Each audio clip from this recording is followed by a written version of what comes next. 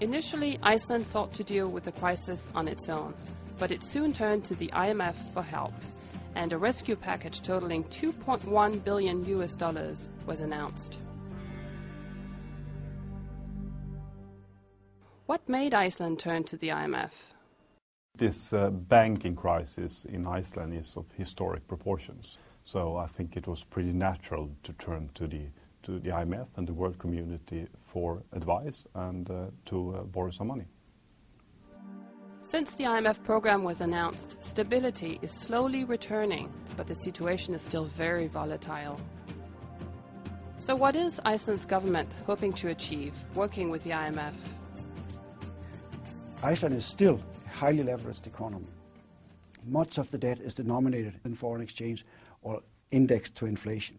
That means as the krona depreciates, debt servicing becomes so much more expensive. There's a big risk that if we don't stop the decline of the krona, a wave of defaults in the corporate and household sectors, and that the key objective in the short run is to stabilize the krona.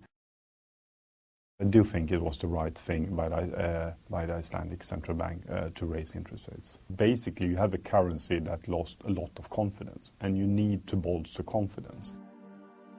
Iceland's GDP is expected to drop by 10% next year, which sounds dramatic. But what would have happened if the IMF had not stepped in?